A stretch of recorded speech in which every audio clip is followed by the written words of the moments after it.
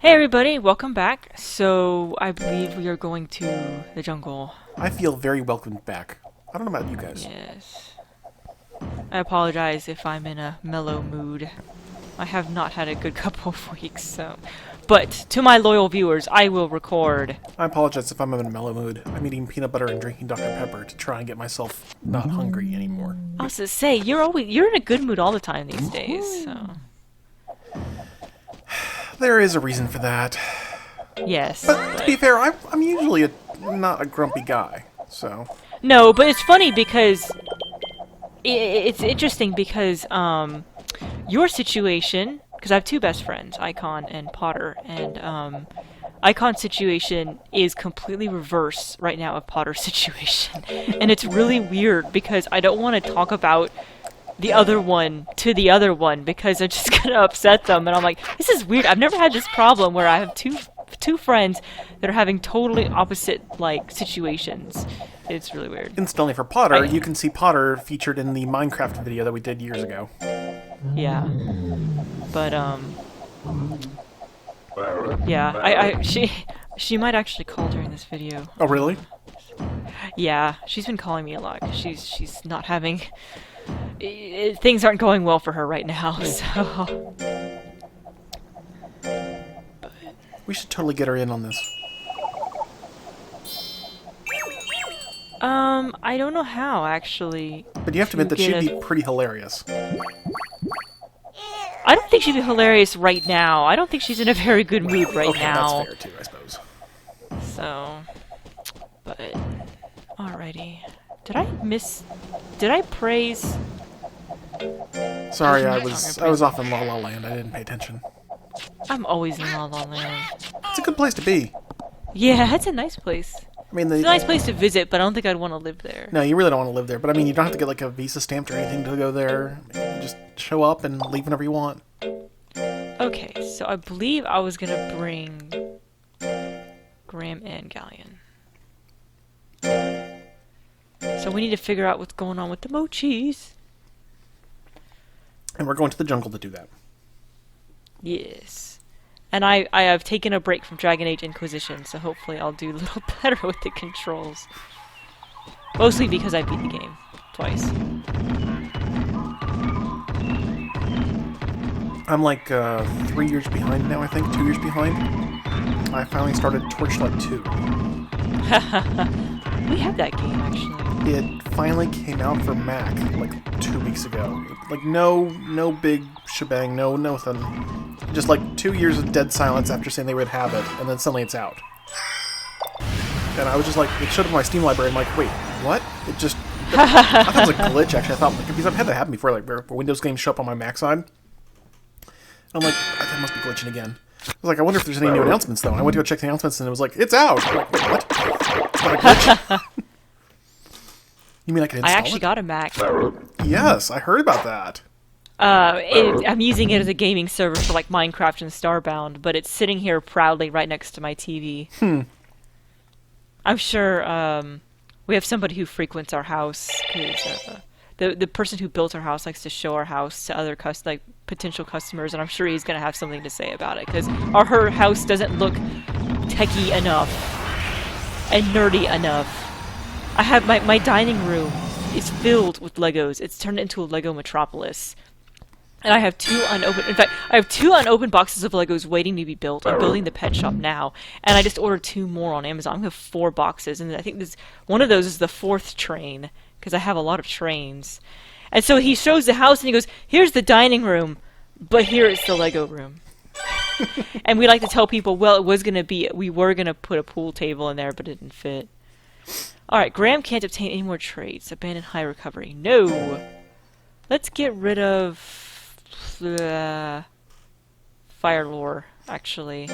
So apparently Lego announced some new sets. Oh yeah? They announced like a new collectible TIE fighter.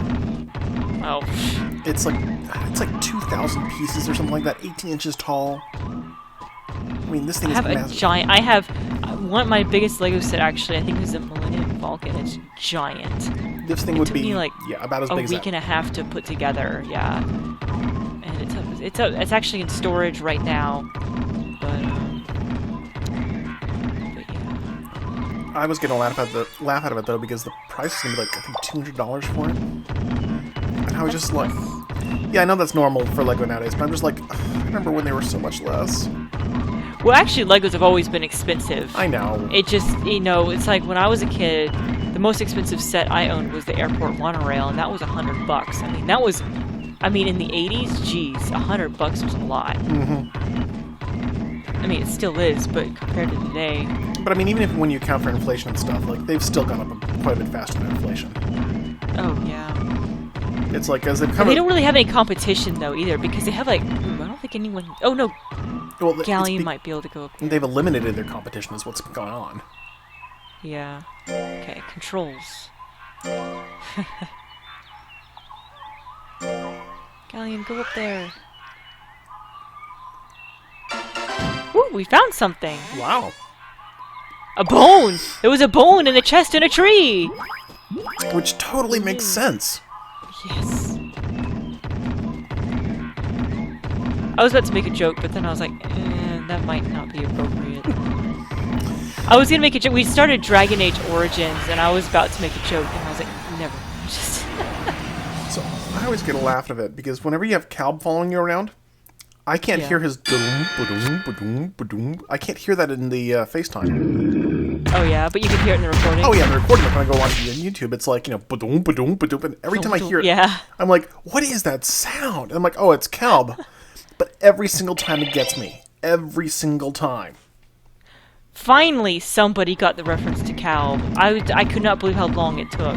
Well, you just gotta remind people to think about it. I'm actually gonna... Normally I don't talk about the references, but I kind of have to in this case. So Calb was actually a reference... Dang it! I wrote down who had it, and it's on the post-it note upstairs. How many times do I do this? Anyways, I'll be sure to give you credit later. I'm sorry. But... Calb was a character from Quest for Glory 3. He was a merchant. Quest for Glory series was a great series. I mean, I can't go on how awesome it was, but except the 5th game. But anyway, in the 3rd game, you were like in an African-like area, and there was one air boom. There was one merchant who was like a dog person. I can't remember what they're called in the game, but he was like a dog person.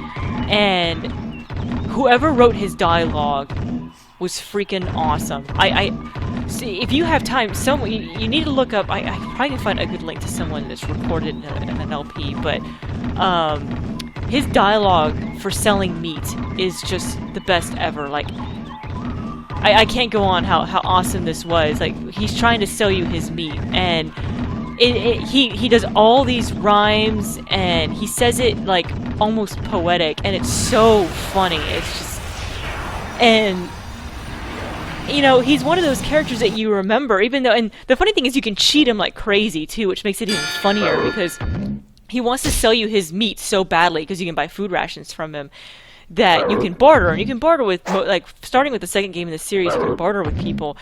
And most of them are like, they won't go down that far unless you have really good communication skill. But Calb, you can barter him down to all the way down to like 1 penny. Like the cheapest possible for like 1 ration. You'll barter him down so far that he'll like go broke, and he'll take whatever you offer him. And it's so funny. I just love it. Instantly, the user who recognized the reference was Lucky Steves. Yes, thank you. Yes, definitely credit for that one. Who also has an incredible avatar straight from the game Braid. But one of my favorite games of all time. I just can't be. I was just surprised how long that one took because I was a little disappointed. It's like I know Quest for Glory 3 wasn't the best one in the series, but I was just surprised that I thought it was a more popular series than that. It's on Good Old Games. You can buy all of them in one pack if you guys are interested. But it's one of those. It's like an adventure. It's like point and click mixed with RPG. It's a good series. And of course, it's the only series I know. The original name of the series was Hero's Quest because you're supposed to be a hero, but you can actually be a thief in the game. So you can rob from people. You can even like rob from the sheriff and still be a hero for the town. I mean, I don't know of any other game like that really.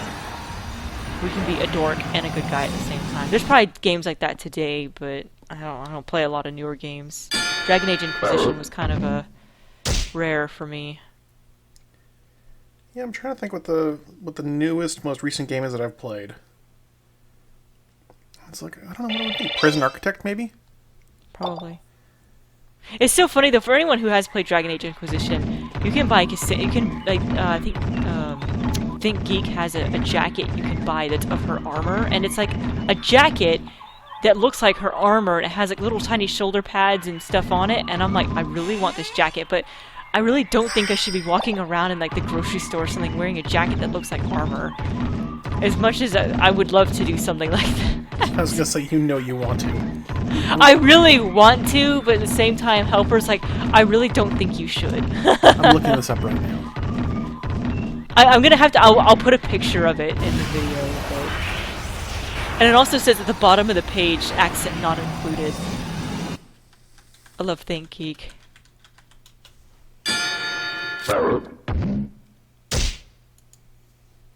Oh yeah, kicking butt, taking names.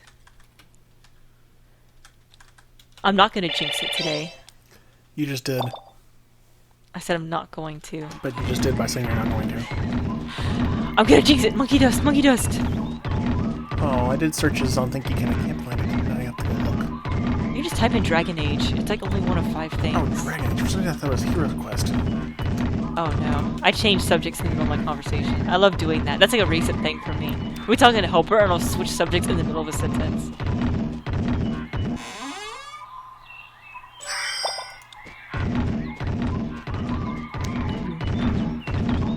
Alright, Mochi, we're gonna rescue you. It's gonna be my achievement for the day. What was it? Helper came home from work the other day, and he was helping me make dinner, and he says to me, he goes, if I had achievements in life, I would have gotten an achievement for first Facebook post.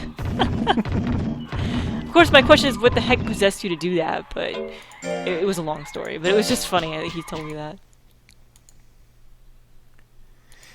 Yeah, that's a pretty geeky jacket, I gotta say. I mean, I thought it was gonna be like, a little bit geeky. Like, this is like... Did you see me walking around the grocery store in that? This is like, I want people to know I'm a geek. Level of geekiness. Ooh, we got a speed stone. This is the... I want people to look at me funny when I walk around. It's a hoodie, of all things, too. I mean, it has like armor shoulder pads and this huge crest on it. Yeah, and rivets on the side, and it's got like wristbands on it. Yeah, it has like wristbands on the sleeves, and then it has a hoodie on it. I want to wear it to work.